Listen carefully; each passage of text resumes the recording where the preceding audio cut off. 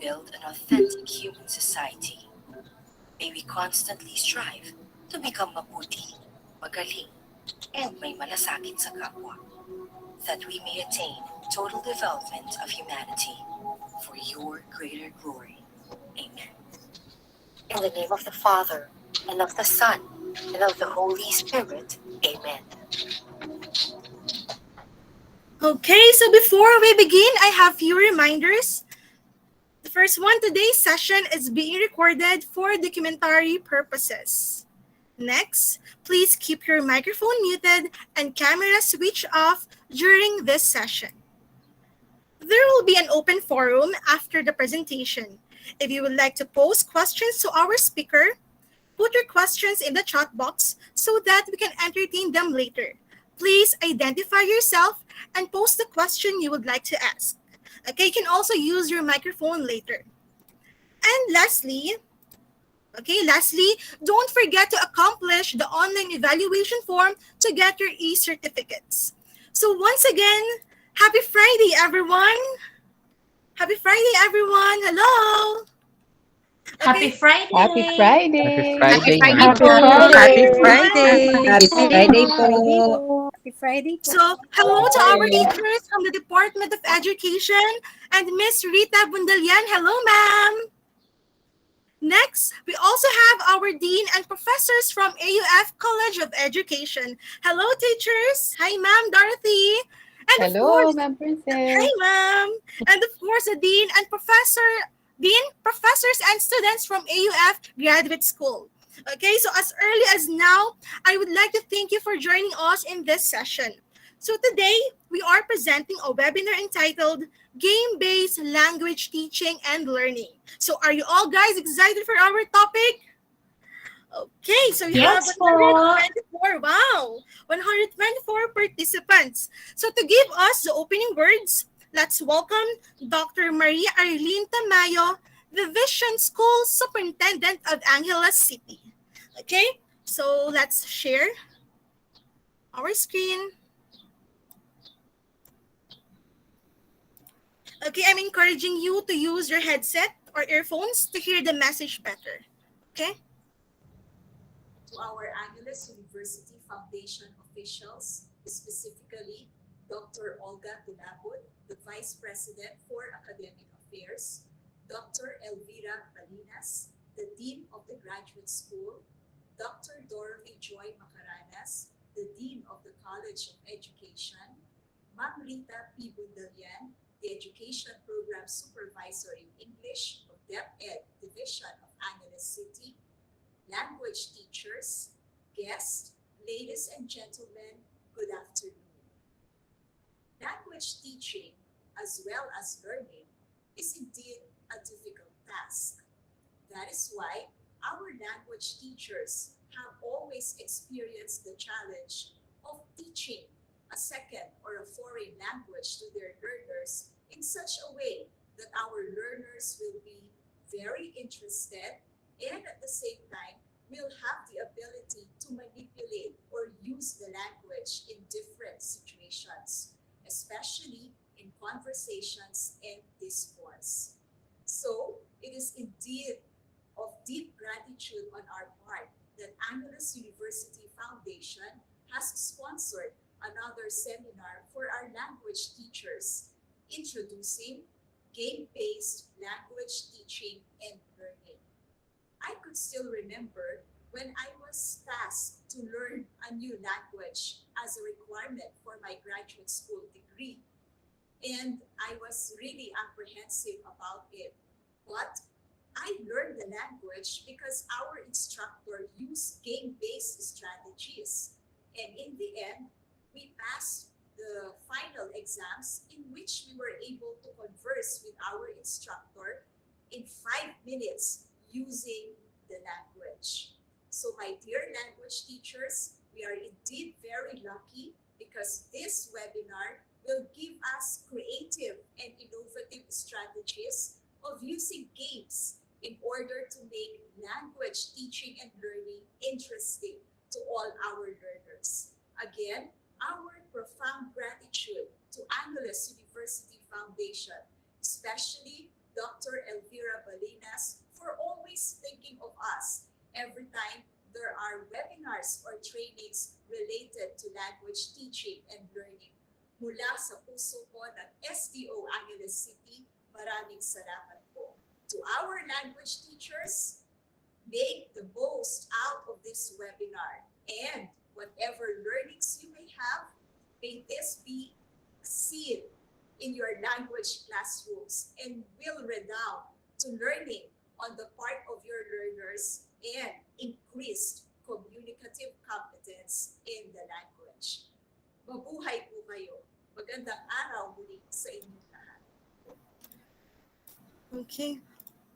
Wow. Okay, thank you so much, Mom, for such a warm opening words. I'm sure that our Department of Education teachers are excited and thrilled to explore and apply game-based approach in their classrooms as well in their research projects. Okay, so to help me introduce our speaker for today, let's welcome the Dean of AUF Graduate School, Dr. Elvira S. Balinas.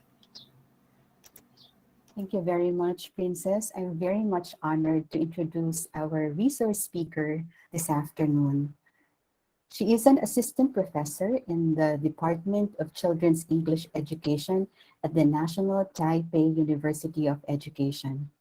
During the past 16 years, she has been engaged in English as a foreign language pre-service elementary school teacher training and in providing professional development to in-service teachers.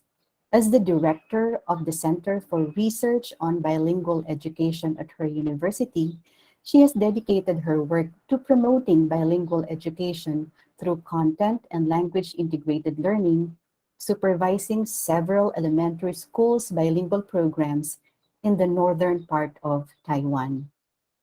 Her most valuable experience related to actively participating in the international computer-assisted language learning community has been from serving on the TESOL International Association's Computer Assisted Language Learning Interest Section, we call it CALL-IS, Electronic Village Online Coordination Team since 2018, joining the steering committee of CALL-IS member at large, serving as volunteer coordinator in 2020, and serving as chair-elect of CALL-IS in 2021.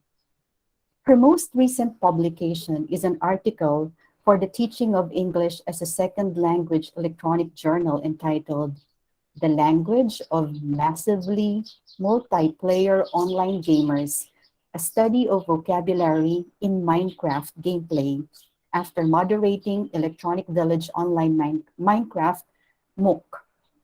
Ladies and gentlemen, please help me welcome Dr. Jane Chen of the National Taipei University of Education. Thank you, Dr. Balinas, for the warm welcome, and thank you, officials from the Ministry of Education in Philippines and the Department of Education, and all the teachers who are present at this webinar here. I'm very honored to be giving sharing my views on game-based language teaching and learning.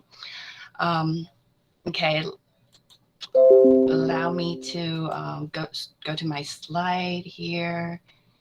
Okay, and this is okay. All right, so this is my outline. So I'm going to talk about first of all games and gamification, and then we'll go into what metaverse is. This is a very hot topic recently, and then into Minecraft as a metaverse for language learning, and the use of different pedagogies to teach, and then finally the language that kids could learn through gaming. But before we start, I really like to know what games could we use in the classroom from all of you. If you can go to menti.com and use this code 98168331. I'm posting this link here in the chat. If you can click on that link and enter the code 98168331, I could get a feel of the games that you're currently using in your classroom, so that we could start from there and talk about what sort of games do you engage students in your language classroom. Duolingo, wow, great, you're very fast. Let's see. It could be a Kahoot. Yes, a Kahoot, different types of Google Jamboard as a platform for to engage students in gaming. Quizzes, a set of vocabulary learning, or creating items on quizzes. Plickers. Yeah, kids like Plickers, using the code in the classroom. We miss Plickers, right? Because right now we're more fully online. 4 pics in 1 word. Okay. All right. So I get a feel. I sort of get a feeling we're adopting more like online platforms, and as a place where you could engage learners in a gamified way of learning. And Nearpod is also very popular. And let's see, we have 25 participants here so far. Okay, Pictionary, somebody said Pictionary. Okay, so other than platforms, do you actually play games with students? What sort of games do you play with the students? Or it could be tabletop games, it could be any type of games, game sets. It could be online games. Now, charades, thank you. Charades, yes. Let's see. Word bingo. Yeah, we use word bingo a lot for vocabulary learning. That's a good game. Random wheel picker. Yeah, that's kids love it. Gives them a sense of fun in picking people. Wheel decide. Okay. Thank you, Keith. All right. So yes. So I'm sensing that a lot of you are very familiar with Kahoot and Nearpod quizzes, word wall puzzles, and ClassPoint Plickers, bingo, grammar auction, wheel picker, and a more sense of like gamifying your language classrooms through these platforms, so that kids, it's more interactive, and you can kind of assess students as they are involved in on these different platforms. You also have creative writing. Oh, I love Mad Libs. Thank you, Sarah. Okay, quizzes, ClassPoint. Thanks, Katrin. All right, so I guess today's topic, when I'm going to talk about game-based learning, it's more toward not gamification, not using these platforms, to teach games, but actually, for the Kahoot and a Nearpod and these types of platforms, what we really use and have in mind is this. I'm not sure if you know this Octalysis framework, which includes 8 core drives for motivation, engaging learners in more of a gamification type of learning. So gamification is the use of game mechanics in a non-game environment. So for example, Kahoot or like a Nearpod or quizzes, they're using the game mechanics in a learning platform, on a learning platform. So I really like Octalysis framework here, because we've all the top, 1, 2, 3, 4, 5, we call it a white hat gamification. 6, 8, 7, 6, 7, 8, we call it a black hat gamification. As you can see, if we're immersing students in an environment where we give them an epic meaning for learning, they would be very engaged. We can engage them through narrative, and through empowering them, as a humanity hero, or okay. And there's this empowerment, it once they accomplish something, they feel empowered by finishing those challenging tasks, and they get a sense of accomplishments. Usually these accomplishments can be gained through points, badges, and leaderboards. Okay, so for example, Kahoot, it will always show the top 3, winners, and that would be like the leaderboard, and encouraging them to get the answers right. Okay, so, but we also, on a Jamboard platform, we also engage learners together on a Jamboard, so that they have, their peers present. So social influence, if their peers perform well on this Jamboard and, contribute more, it would have a positive influence.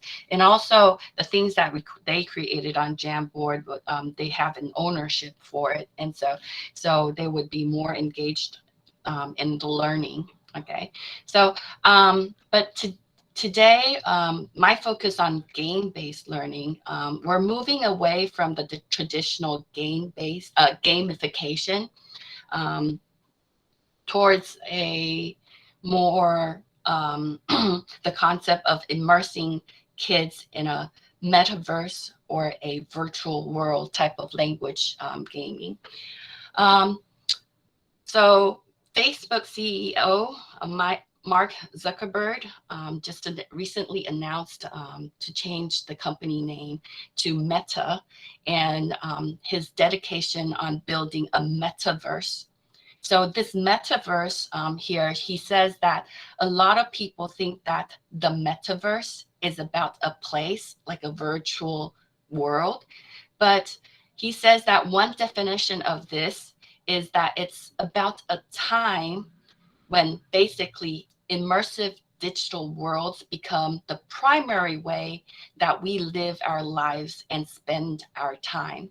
So basically, on the screen here, he's proposing they're building a horizon world where any single person or educators could go on horizon worlds and build a world, a classroom in this in Horizon, and bringing the learners there.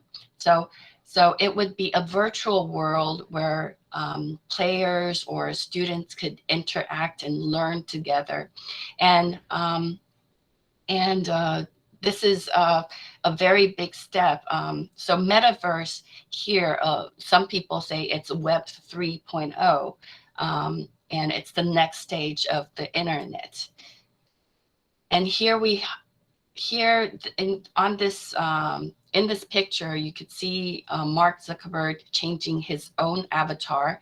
So in this metaverse, every single person, not just live in a real, life setting, but in the virtual world, they have their avatar, they have their virtual identity. Okay, and this is him changing his wardrobe and getting ready to join his friends in a space environment where they could play games, watch movies, and interact, converse, or talk about work in the virtual setting. This is especially, I think this emerged as, and it becomes more prominent that, and as we are almost always indoors because of the pandemic. We are looking for ways to interact with people online, and a lot of times, you know, our children go into virtual worlds such as other different types of game settings and to interact. So this is me. This is my avatar in Minecraft, and this is my son's avatar in Minecraft. And he changes his outfits, his skin, every time, like he, you know, identifies a cooler one, or after reading a certain animation, and he would look for the character, the protagonist skin, and then you know, and then he became a different identity in the Minecraft world. Okay, so Minecraft now is one of the, you know, biggest metaverse, you know, that children participate in, and competing with Minecraft, or well, this, I'm not sure if you know this. This is Fortnite. Fortnite is not just a game, but, you know, a lot of people nowadays, they, you know, children, teenagers nowadays, they hang out because there's a chat or audio chat function. So they basically, you know, it's a social place for them to interact. And this is Roblox. I'm not sure if you're familiar with Roblox, but you know, one of the sources, one of the you know, gaming websites have calculated, you know, that the top 10 countries with the most engagement time are, you know, United States among the top, Brazil, United Kingdom, and Philippines right here. So I guess a lot of kids or teenagers, they spend a lot of time on Roblox and interacting with their peers. And so here I have information about during 2021, the Roblox community grew from 32.6 million daily active users in 2020 to nearly 50 million as of November of 2021 across 180 countries. So, so what this tells us is that right now, a lot of our kids spend a long time, probably more time, you know, than usual because of the pandemic, in this virtual world, Roblox. And what about teachers? As teachers, as a professor myself, I think that what I know about Roblox is what is, you know, almost always from my son. He plays a lot because there are different types of games. There are he's learned about the World War II and being able to battle against, you know, against different countries, and he's learned like the trenches game. He learned about some battling strategies. Also, you know, all sorts of different things, and you know, sometimes we worry that what they've learned in, you know, this type of gaming setting, and so as educators, we really like to know, you know, how we could, if our kids are already there, and how are we as educators, how can we, you know, also join them in this world and provide them a safe, you know, educational environment so that they can learn and play at the same time, like play as they learn. Or, okay, yeah, the concept is play as they learn. Okay, so here I have an information on Microsoft's acquisition of Activision Blizzard, meaning that they are they're there are 3 billion people actively playing games today. That's a lot of people. And, Microsoft just acquired Blizzard, and they think that the gaming, the virtual worlds, the games, they are the metaverse. And so they're utilizing these games as metaverse. And the next step would be, how are we going to use these metaverse for educational purposes? So Minecraft also bought Minecraft, and Minecraft has its education, like Minecraft Education Edition, and that would be my focus on game-based language learning through Minecraft. So why are we using a virtual world such as Minecraft? Because there are different types of immersion when we allow students to participate in Minecraft. It's narrative and symbolic immersion, because we could have our own virtual identities in this environment. It's a simulated experience. We could build a house together. We could, farm there. We know that we need the fertilizer. How do we need fertilizer so that we could help our plants or crops grow. Also, we live the story as opposed to just read the book from and we become the character in world. Okay, so that's narrative immersion. And the second type of immersion is sensory immersion. It creates an emotional connection of the things that we own in the virtual environment. If we lose it, we have a sense of loss as well. We feel as part of the virtual world. And some of us actually live in this virtual world because of the pandemic, because we cannot go out and interact with our friends face to face. And so we spent most of the time in the virtual world, and so it's actually as real as it gets. So, and the virtual world allowing us it's a dynamic space. We could,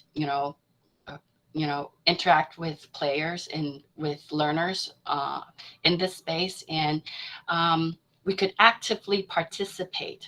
So like right now, as I give this talk, we're just listening passively. But if we could all go into like a metaverse or Minecraft, we could be doing something together and actively participate and engaging in conversations with all the participants. And so it wouldn't be just a passive mode, it would be actionable immersion. And finally, the fourth type is the psychological immersion, because, we could build all sorts of environments where the knowledge and skills are embedded in that environment. And one of these two are the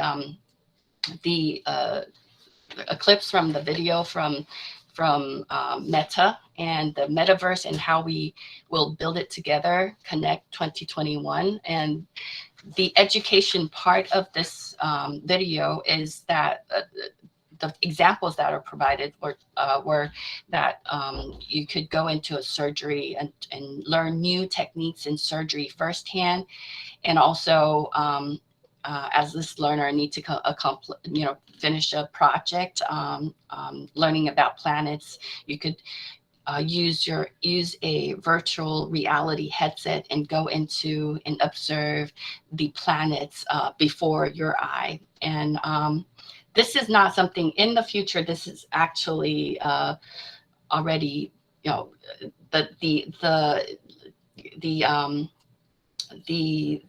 the software is already there, so that learners could, go and pick any different planets and observe them very closely with information on the side. And so it's very fascinating, but the next step would be can we, as educators, bring all these resources to our students and show them how and to use these resources. And, you know, so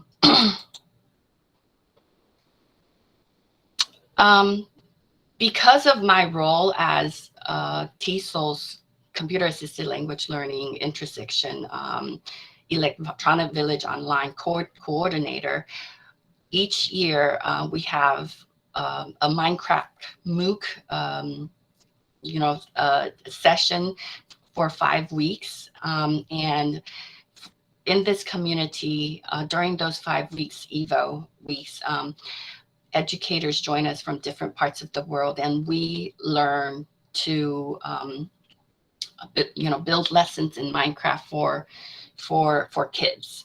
Okay, so this is actually we visiting the VISTI server, Virginia Society for Technology and Education, and they have their monthly Minecraft Monday meetings where educators in, you know, in Virginia, they would join them, and we would learn new skills and brainstorm different lessons for the kids. Okay, so this is my reflection on an introduction. And one of the sessions, I said, hi everyone, I'm Jane from Taipei, Taiwan. I've started playing Minecraft because of my son Maddie, and he has a passion for watching all those weirdest and latest tricks in Minecraft player that a Minecraft player can do in world, and I'm always the victim of his trial and error. Well, we do enjoy his playfulness most of the time. Here's Maddie shooting off fireworks at Dak's barbecue party last night. Okay, so we would gather in the virtual world and have social meetings, social events such as barbecue, and we would interact and talk about how Minecraft can be used for language teaching and learning. And what we found is that, you know, there are different player types, and it's proposed by Amy Jo Kim. And these are the 4 player types: are compete, collaborate, express, and explore. And so you would find, if you engage your students in a virtual world, such as Minecraft, some of them are very competitive. They like challenges. They like to compare, like to fight, and they like to win. Some of your students maybe likes to collaborate and help and contribute and share and comment and build something together. Some are very expressive in terms of they're very creative. They would design and decorate and build their own builds. And some just like to explore, you know. So one of the professors, Don Carroll, in Japan, he is an explorer, and he would go to different places in the Minecraft world and find temples and temple deserts, and he's a photographer for us. And we would talk about how we could help students explore in the virtual world and conduct scavenger hunts for language learning purposes. And so before I talk about how to teach, we talk about, so are there any language learning benefits from engaging our learners in Minecraft? This is a language triptych for gaming that a framework that the language triptych framework is that I adopted from Dr. Do Coyle. She introduced CLIL, and so I thought, okay, so we're engaging our learners in gaming, and what are the types of language that they can learn in Minecraft? So, and I like to mention, if you go and Google Minecraft for language learning or Minecraft for learning Spanish, there's Minecraft videos for learning Japanese. There are people who teaches French in Minecraft, all sorts of different languages. And so people are beginning to use Minecraft as a virtual world to teach all sorts of different languages. And so this language triptych for gaming is something that you could consider. The benefits for kids to play in Minecraft, the language of gaming is actually the existing Minecraft blocks and items that they need to learn and utilize as they build something together or accomplish something together. Language for gaming, because of this multiplayer virtual world environment, they get to interact with other, of their peers or people from other countries using the English language to interact. And so interact with players, and through this interaction and discussions and perhaps building something together, this is the language for gaming. Okay. And as learners are engaged in language of gaming and language for gaming, they learn the language through the whole environment of interacting in this virtual world through gaming. And this is just, this is a, not teaching at all. This, if you throw them into this world, put them together with other players, and as a teacher, it would be a learner-centered activity. They get to do something that of their own choice, and on the side you could observe and provide them with language support, and also correct their way of communicating if there's errors or mistakes, and that they would just benefit from it. And that's basically how my son Natty learned to become a fluent English speaker. But there's also more structured teaching in Minecraft that I would bring up later. So to go into language of gaming in more details, in the article that I've written on, analyzing vocabulary in Minecraft gameplay, this is what I found. Of the videos that I've compiled and analyzed, 20, the block vocabulary, the blocks, the names of the blocks for 1K word, it's like it accounts for 28% of the whole words. 2K words, the first 2,000 words, it's 26%.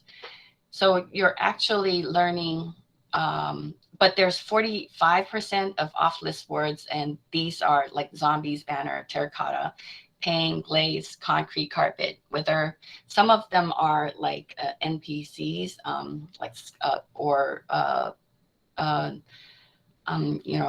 the existing mobs, like skeletons and and so on and so forth. Yeah. So these are like Minecraft specific words, but there's half of them are like the first 2,000 words. So, okay. And then for the items in, vocabulary profile, there are different types of ores, coal ore, bookshelves, blocks, grass diamond, gold ore, TNT, diamond ore. And for the first 1,000 word, it counts for 30% of the total, items vocabulary, 20% of 2K words. And so the off-list words are 48%, and they're like acacia wood, oak wood, banner, birch, dye, enchanting, pufferfish, quill, fox. And so my argument is because of their kids' interaction in this virtual world, in the world of Minecraft, they get to learn not just the 2K word, but a lot of different, some different vocabulary that they would encounter in world that they would not otherwise have learned it in the classroom. Okay. well, in Taiwan, in the English curriculum setting in Taiwan. So what we did in the Minecraft MOOC community, we hosted, in the Year of Pig, we hosted a pig building challenge. We divided participants into different teams, and they built their own version of a pig. And but I don't know that this pig right here is built by kids, and this one right here doesn't look like a pig. It's built by professors, and so you can see how creative kids are, and they're very skillful. And it's not just flat, as you know. It's 3D shaped, and as if a pig laying on a plate, you know. So kids are very creative in this virtual world. And it's actually one of the professors, Don Carroll, and I has presented our study in Japan, Jalt Call. And this is what he said: Minecraft, both as an online game and as diverse communities of practice, offers tremendous opportunities for L2 language interaction through play and exposure to real world English. And so it's just not just interaction with players on Minecraft, but also exposure to what he says to real world English is like before gameplay or after gameplay. You know, I don't know.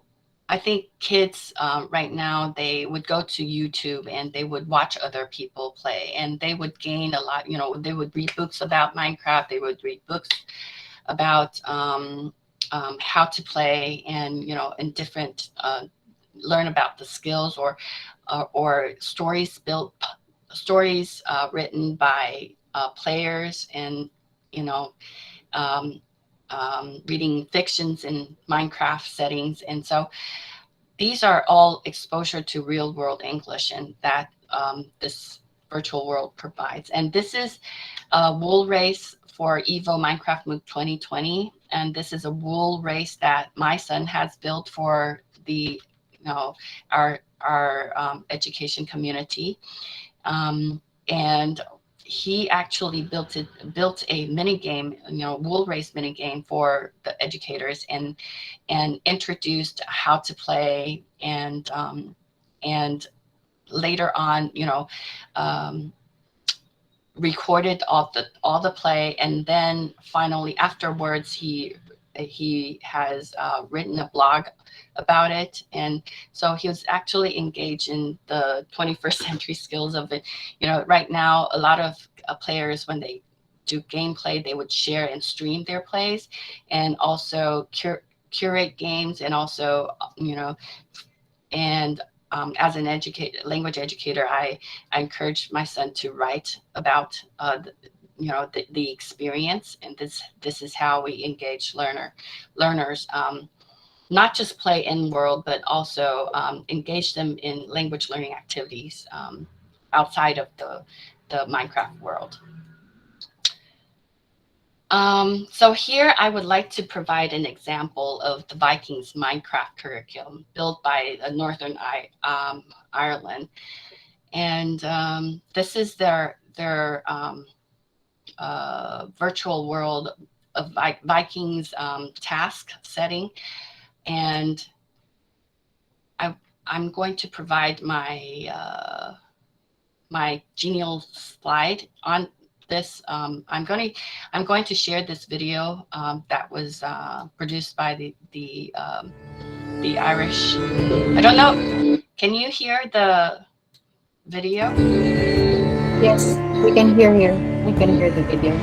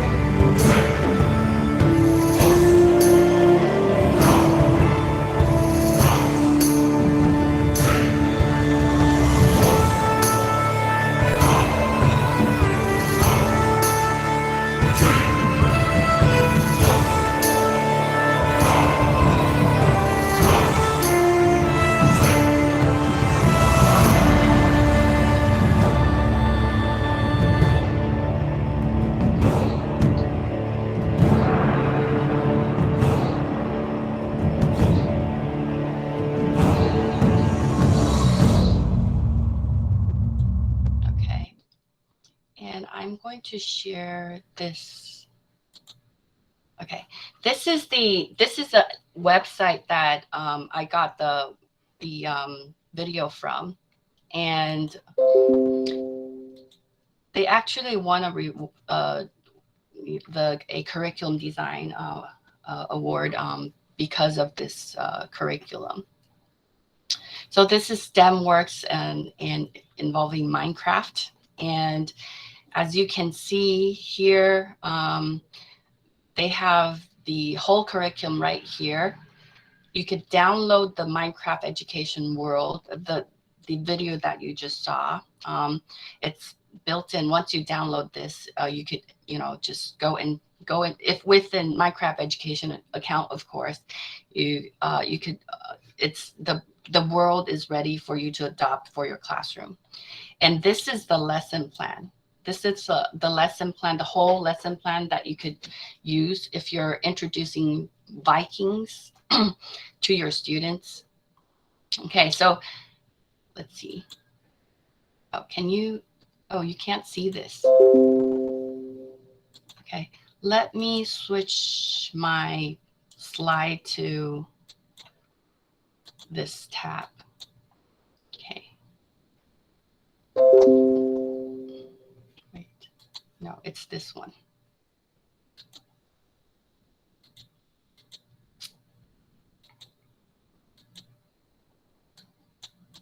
Okay. Okay, it's this one. Okay. All right. So the focus is for this resource is Viking times, and throughout, children will develop an understanding of how people lived in Viking times and explore their legacy.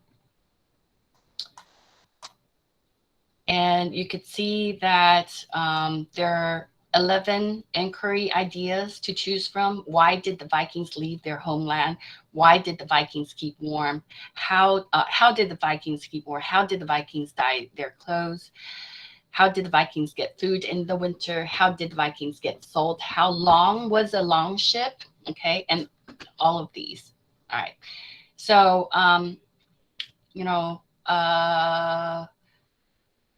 you could use this CCEA STEM in Minecraft Vikings World and Minecraft Quest, and this is the one that I just shared with you. Download the Minecraft software. And for this lesson, as you can see, it's very enriching. There's a history learning focus. There's geography learning intentions, science and technology learning intentions, drama learning intentions, music learning intentions, arts and design learning intentions. Right now in Taiwan, as I mentioned, that we're trying to implement bilingual education. So our language teaching is more towards content-based language teaching. We're adopting CLIL, content and language integrated learning. And so we're actually using these different subjects to teach the language. That way, not only can learners learn about the knowledge, but also the language as they learn. So there are different aspects, and that's what I like about this curriculum. And it lays out all the details for you, and also they have designed different quests.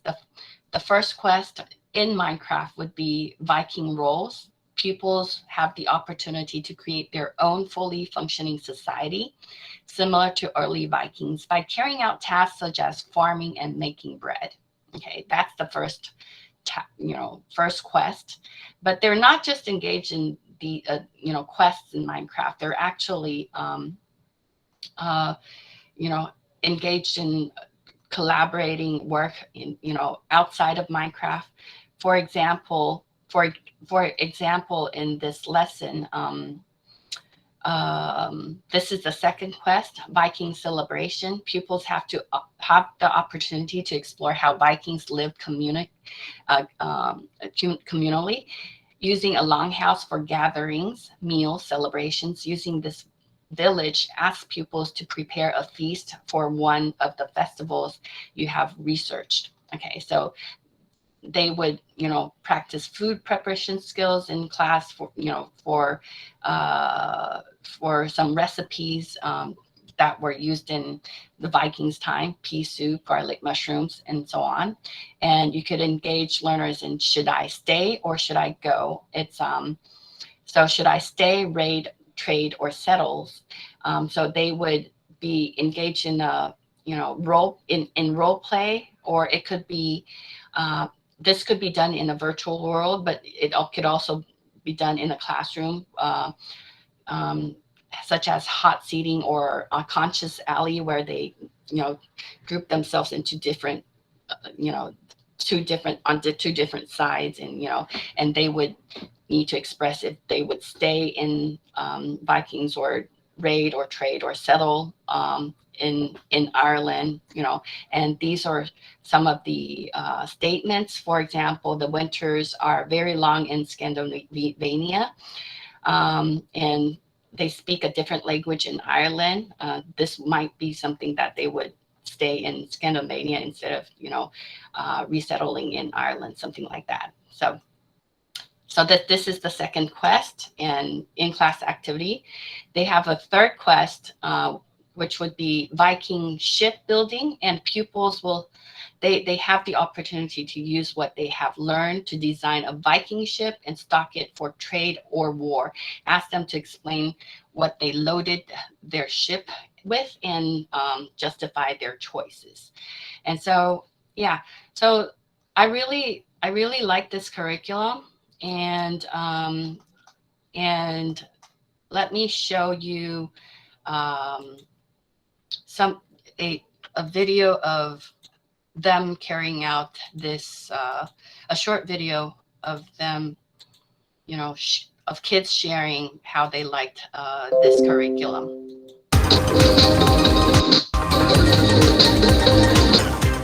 SIA have developed a new Minecraft environment to support STEM in the Northern Ireland curriculum. A number of primary schools have explored the Viking world, and pupils have engaged in a range of activities such as building Viking longboats and even preparing for a Viking feast. Children are challenged to be creative and take ownership for learning as digital citizens of the future. Children love playing games, and they enjoy playing games, and I think when they enjoy what they do, they learn. We have learned about the Vikings, that they are hardworking and they work as a team together. Gaming is another way to develop the thinking skills and personal capabilities. There are great benefits to learning in a simulation game environment. We use games all the time in school, but this is just adding a total new dimension. It's what they use outside of the school. They're actually teaching us as teachers as well, so we've got that partnership with each other. There is a suite of SIA resources to accompany the Minecraft environment and promote a blended approach to learning, where online activities in Minecraft support offline practical investigations. In Minecraft, we've been allowed to build boats and we can explore around. I wouldn't be able to do that in real life. It was quite difficult because we had to do it on paper. With those drawings, we're going to try and recreate the boat that we drew. My favourite thing about learning in Minecraft is that you can use your imagination and be creative with the rest of the class. I would really encourage teachers to get involved with STEM. Why not take the leap and bring the excitement of the gaming world to your classroom with the SIA STEM in Minecraft world?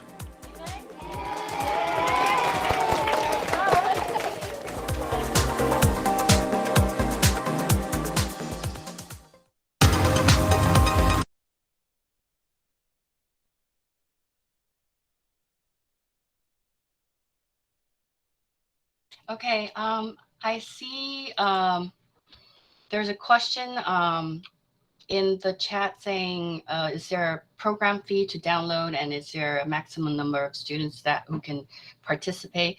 Actually, Minecraft educations are for schools, so only, like for public schools. Only public schools could, their tech centers could, contact Microsoft or local retail stores and subscribe to, have, it's a very low annual fee per student. And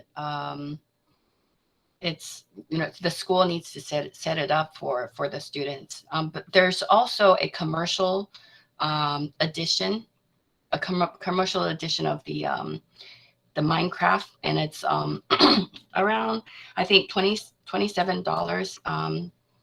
It's not annual fee. It's just you purchase your the account, and so, but for Minecraft education, the school need to set it up. Okay, let me show you.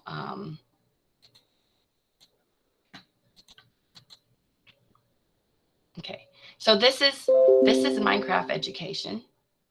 Okay, and as you can see, I'm logged in here, and we have for play. Okay, if you view library, there are different options. If you don't know how to play, there are tutorials on how to play. Start here, keyboard, start here, touch, and additional tutorials. It's built in.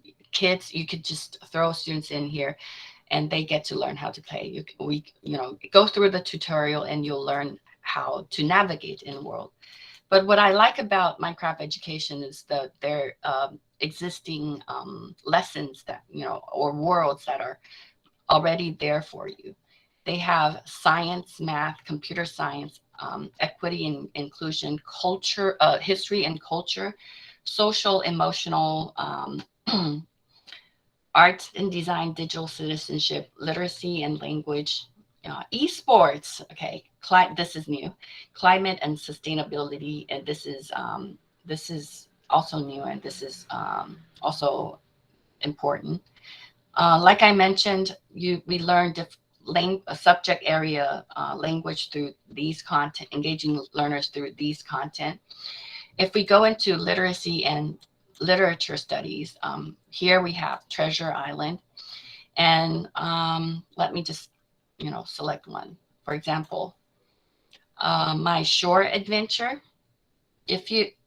There's a description here. Gather information about the character using point, evidence, and explanation. Build vocabulary and write descriptive sentences.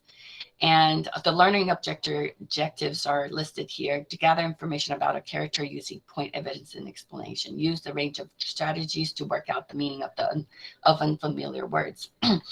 This is for age 8 to 13.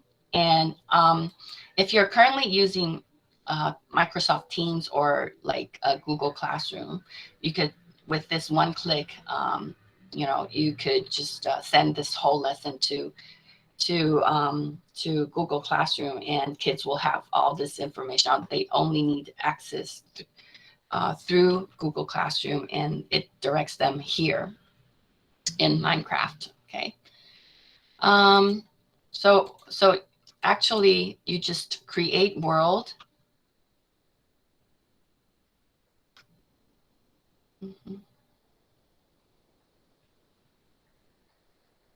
Okay, and what do you see here? It's already, there are quests here and chests. Okay, and if I take a look here, these are chest items in the world that I need to get. And from the book, there are quests already. And what I like about it is if kids, if you're asking, I'm not sure if like first grade or second grader, perhaps they could read already, but if they could also, press on immersive reader and click on play. Page 1 of 2. Find as many of these items as you can and be the first of your crew, friends, to return. A compass, leather cuirass, armor, a solid digging tool. So this immersive reader actually helps kids, read aloud for the kids. And I find this very helpful, especially for second language learners. They really need to listen, to be read to as they read, and this would help their pick up their reading as well. Okay, so yeah, and they would, and then you're off you go. You're on a scavenger hunt with a, you could divide students in different groups, and and engage them on this quest. Okay, so let me stop.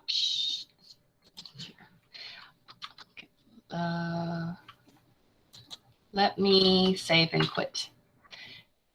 So you could have the whole class in the same world by join world, and you could set up the world, give them the join code, and then they could enter your world, so that you could have all the students in one world, and have your class there. There are some starter worlds. There are different biomes, and different digital classrooms already built in if you don't want to build your own classroom. There's this 100 chart to teach math, a starter town, open building plot, and yeah, the resources are all readily available. And also there's monthly build challenges, engage students' creativity and strengthen 21st century skills with these easy to implement activities for your classroom, camp, or club. Architecture, area and volume challenge, be creative. Blackjack challenge, block biography, book covers, build a better bedroom. Okay, build a mode, build a campsite, build a tree house, build a Mars rover. And this is this is created when the rover landed on Mars, was in 2020. Yeah, build a spaceship, so you could talk about spaceships and NASA themed lesson.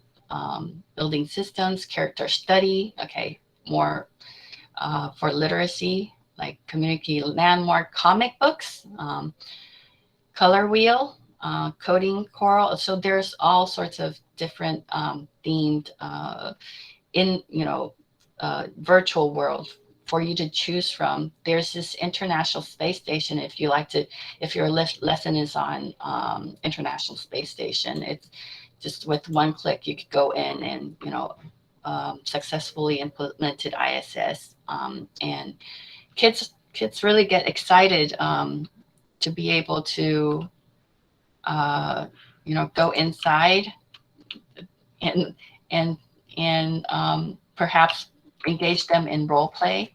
Okay, so give it an exit. Let me stop share.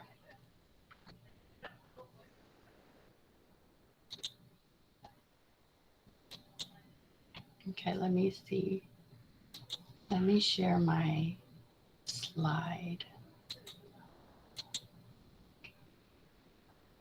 Okay, is it this one?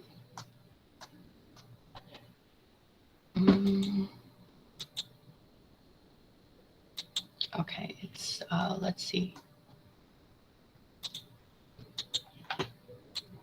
A tab, editor.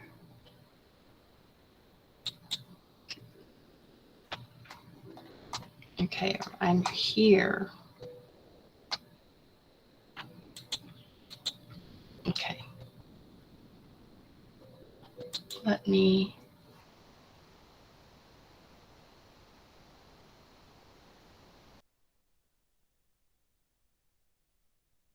Oh. Just a minute. Sorry. There's too many tabs. This one is correct.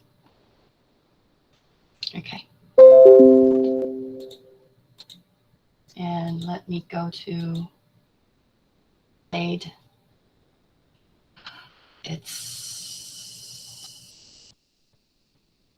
this one. Okay. So so let me get into the teaching and pedagogy part. Okay. So this past January, at one of the EVO session, Electronic Village online sessions, Ludic Language Pedagogy. They were talking about playful language teaching pedagogies and, game-based learning. And this is what they've come up with, the different types of pedagogies that can be incorporated for game-based learning. There's this just play, the gameplay, just create the world and throw your kids in and let them play, and you will be there to monitor and provide input and give them feedback in terms of language support. There's this present, practice, and production approach pedagogy, where you present the lesson and engage them in practicing outside of world, and then send them in to the virtual world for gameplay or the game that you want them to play. Okay. There's debriefing. You brief about it and then you practice in the world and then debrief. Okay. Also, task-based language teaching. You engage learners in pre-task, in Kahoot, or in Nearpod, and different settings, and then send them in to finish the quest, like I just showed you, the task and gameplay. And then once they finish the task, you get them back to the classroom or online Zoom setting, and then discuss about it. That there's a post-task. You could also throw them a different Kahoot or a Jamboard where they need to participate and discuss and present what they've they've done in their quest. You could also do it again. You could test play, and then analyze their play. What James York and Jonathan did in Japan with their college students is they would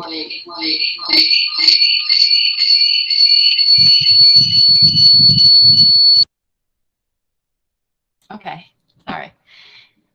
They would have the college students play, and they would record their play, and then they would transcribe it, analyze it, analyze the language errors, and then providing feedback. And then they would replay the game, and this time we analyze it and see if they have improved their language production, and then finally report on the whole process. Okay, so that's do it again, play, and then replay, but with analyzing their oral production. And there's most recently pedagogy of multiliteracies. You engage learner in experiencing the gameplay itself, and then conceptualizing the in-world experience, the perhaps reading up on more on this game, and then analyze it, and then and see how this experience can be applied into real life settings. Okay, so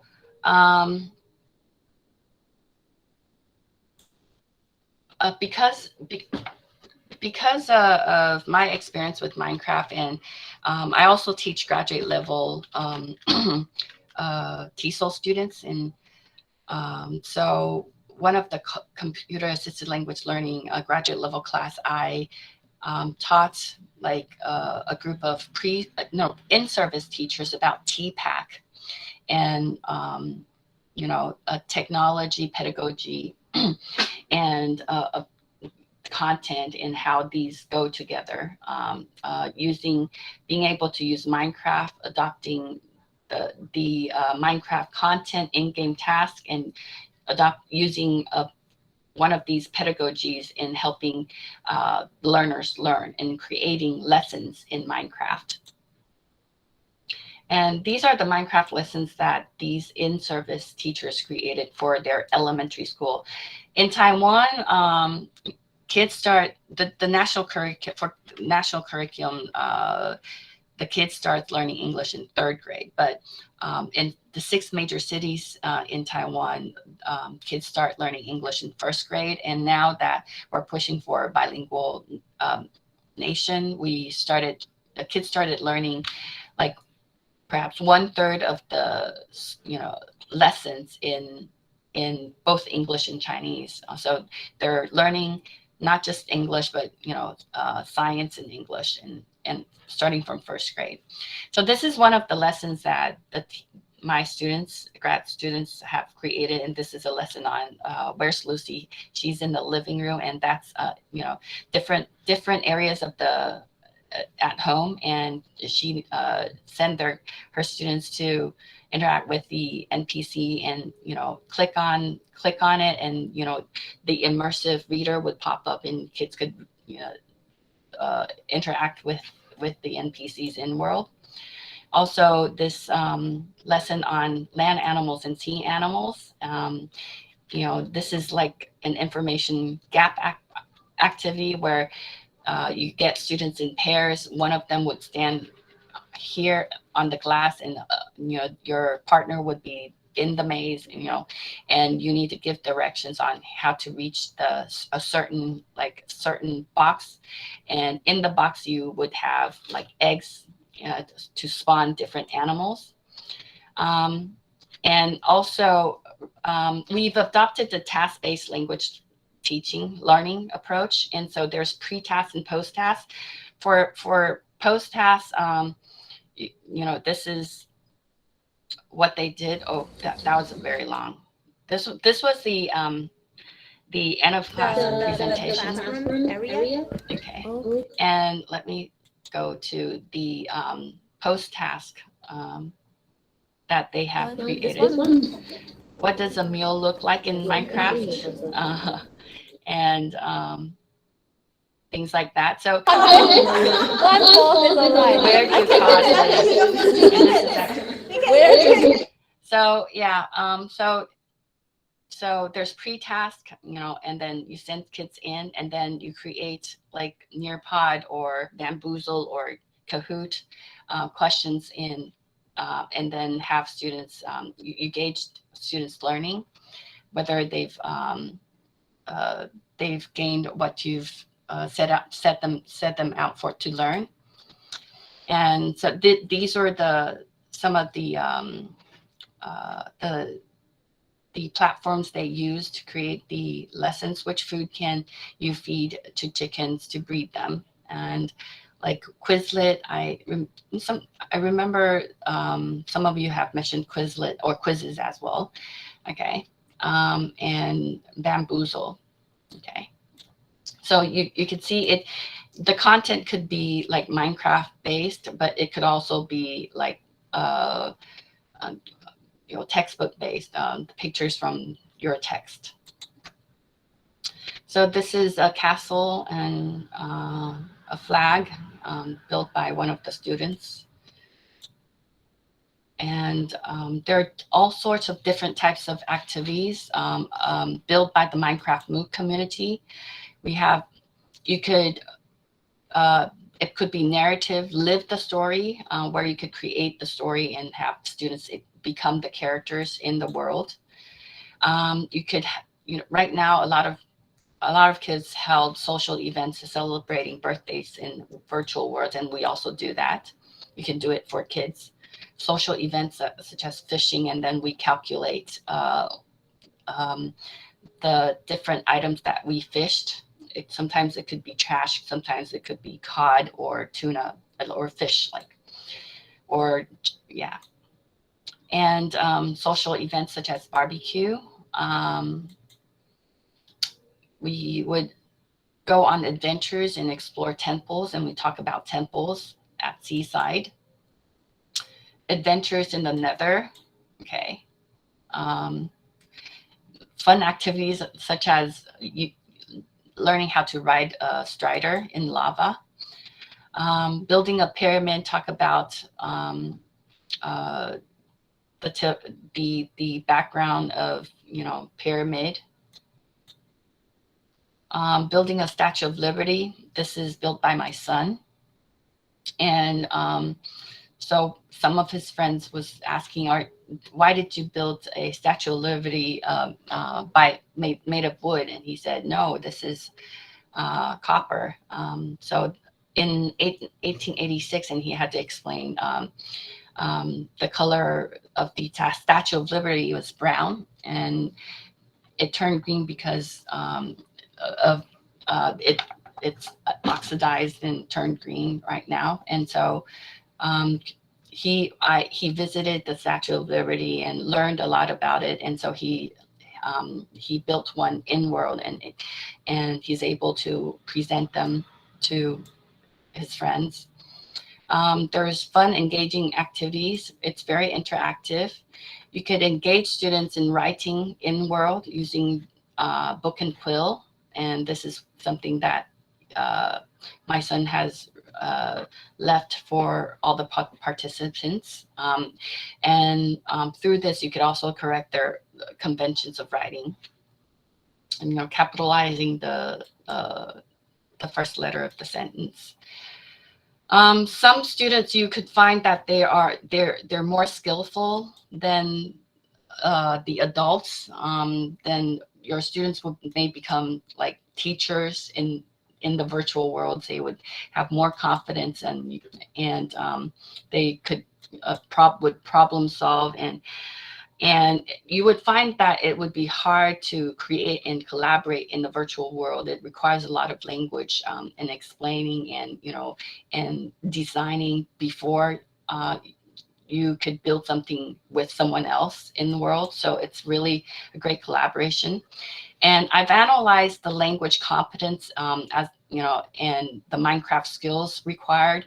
You could see that for learners, perhaps they would start from having low language competence and low Minecraft skills, but as time goes on and as they are more involved, they would have higher Minecraft skills and still low language competence, but eventually their language competence would be higher and their Minecraft skills will be high. Whereas for adults or educators, we have high language competence, and what we need is from here to go from low Minecraft skills to high Minecraft skills, and it would be like a shorter journey, perhaps, with the help from our students, but you could engage them with all these sorts of different quests and activities in the virtual world, and it's a very rich world. This is the participants that join us, and we've documented and reflected on our activities. And basically, I really encourage all of you to try out Minecraft and to teach Minecraft and engage learners in learning in Minecraft and learning a different language.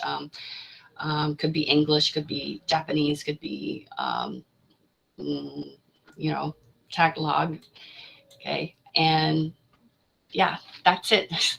Thank you for your time, and thank you for being here. Okay, wow. Thank you so much, Dr. Jane Chen, for graciously accommodating us despite your hectic schedule. So thank you for this informative and very detailed talk on the concepts, frameworks, and impacts of game-based approach in language teaching and learning. So everyone, let's give her a virtual applause. Okay, thank you, ma'am. So now let's proceed to the open forum. Let's read some questions here. Let's see. Okay. This is from Ms. May Diongan. What are the barriers to their implementation? What are the possible long-term safety and ethical considerations of these rapidly developing technologies or games? Mm-hmm. If you're adopting Minecraft education, it's for public schools only, and so it would be a safe learning environment for the kids because. And also with it's a safer environment. If you use the Minecraft commercial account where kids could go on to different servers like Hypixels. There's Bed Wars, like building challenges there, and they could interact with players from around the world. Then that would require parental supervision. And but so the implementation barriers, I would say, first of all, you would need support from the school to support you in having Minecraft education set up. Or otherwise, you could ask your students how many of them have already had a Minecraft account, and join them on a server so that you could host your classrooms there. I think they would all love to see their teachers meet them there. Yeah. Okay, ma'am. Since we do not have enough time, let's answer a last question. How do you check their knowledge of the difference between the virtual and real world? How will they apply the skills learned in a real world? So basically, the reason why I'm advocating for game-based language learning through Minecraft is because kids are already there. Kids, a lot of, like I showed you, like Roblox, a lot of kids are already playing Roblox. We just, and there's a Roblox Studio for educators to build a classroom inside these games. And Minecraft is already, the virtual world is already set up there. And so if our purpose is for language learning purposes, it's fairly easy to have a focus of the lesson and engage them in a task. And then, like I said, you could adopt task-based language learning. And so once they finish the task, for the post-task activity, you could set up a Kahoot or Nearpod sort of assessment and see if they have learned it, or you could also record their interactions and role playing in world, and that would be a real-time communication and engaging them in real communication in the virtual world. So that's assessment. I have a Roblox account. I use Roblox. My son uses Roblox, and it's amazing of the number of different types of games that are built there. I have Roblox Share. I bought Roblox Share because I see a great potential of Roblox because its ability for any person to create world or game there. I think as a professor, we don't spend that much time gaming, but our kids spend a long time there. And so but young and old join that. Young are being bullied and even learn to use that. Yes, that would be a problem. And for Roblox, they censored, words, so if you curse in the chat, then they would block out the word. So, but we really need to monitor as our kids were joining the Roblox, and that requires more monitoring. Yeah, but kids are already there, and I'm thinking, so if kids are already playing, why not use this metaverse or virtual world for education, and meet them there, and so that they could play as they learn as they play. Wow. Okay, actually, we really appreciate your questions, but unfortunately, we do not have enough time. So maybe you can include your questions in the evaluation form so we can still forward them later to our speaker. Okay, so at this juncture, may I call Dr. Jaren Tayag, Program Chair of AUF Graduate School, to present the Certificate of Recognition for our speaker. Sir Jaren? Okay, thank you very much, Dr. Jane. That was quite amusing presentation. I'm actually handling some classes on educational technology in the graduate school, and I would be very, very much willing to share all of this information to my students. My dream while you were discussing, one of my dreams is that some of our students could actually develop something like that, probably a module or probably a unit plan following that framework. Thank you very much for that wonderful presentation. So for now, we will be presenting to you the Certificate of Recognition. Let me read the citation.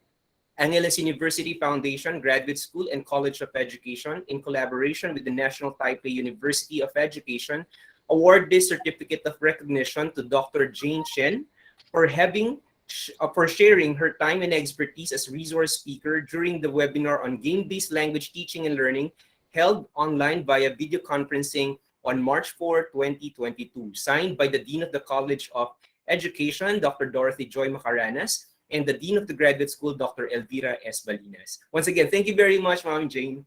Dr. Jane, thank you very much. Thank you, Dr. Jane. Thank you so much for the opportunity. Thank you. Thank you. Thank you. Okay, thank you, ma'am. So now, to officially close today's webinar, I would like to give the virtual floor to Dr. Dorothy Joy Macaranas, Dean of AUF College of Education. Thank you, Ma'am Princess. Language teaching can be challenging at times. This is a statement we often hear and say as language teachers. However, based on what we have learned from the webinar, there are other interesting and enjoyable ways by which teaching a language can be very exciting, not just to children, but to teachers as well. It is hoped that through the use of virtual games, language teaching can be more engaging and meaningful. To the Department of Education Angeles City Division under Dr. Tamayo, the Schools Division Superintendent, we extend our warmest appreciation for allowing language teachers to take part in this webinar. To the National Taipei University of Education, specifically Dr. Jane, our sincerest gratitude in facilitating this webinar on game-based language teaching and learning. And to all of our language teachers, thank you for joining us this afternoon. Enjoy the rest of the day and God bless. Wow, thank you so much, Dr. Macaranas. And I'm certain that the takeaways from this webinar will open more opportunities to create more research studies in game-based learning. So my dear friends, please don't forget to accomplish the online evaluation form to get your e-certificates. The link is posted in the chat box. So please stay for the photo op. So please turn on your videos. Okay, my dear friends, please turn on your videos for the photo op. Wow. Okay. Okay, Sir Jaren, can you take a picture po? Okay, Sure. in three. Okay, in three. Wait. How about the others? Dr. Ja, perhaps you can unshare, stop sharing so that we can have enough Yeah. space Okay. on. Yeah, we can. Okay. Wow. Okay. Ready?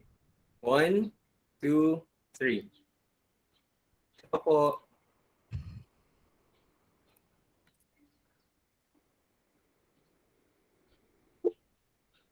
Right. Okay, one more time. Ready? Yay! Wait. Maraming Ready? frames. Maraming frames, 150. Opo, marami. Right.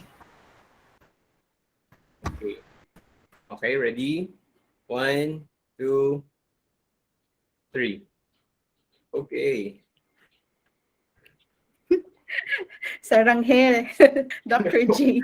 Okay na po. Thank you. Thank you very much. Okay, thank you. So once again, thank you for joining us. Thank you. Thank Thank you you, very Dr. much. Jane. Thank you, Ma'am Once Dot. again, Thank you very much po. Thank you. Thank you, Dr. Jane Chen. Thank you so much. Thank you po. Thank you po. everyone. Thank you po. Thank you po. Hello, Dr. LV. Hi. Dr. Hi, Dolce. Edwin. Edwin, nice to see you virtually. Ma'am Yeah, Rita, thank you for the salamat invitation. po. Thank you po. Thank you po. Hi, Hilda.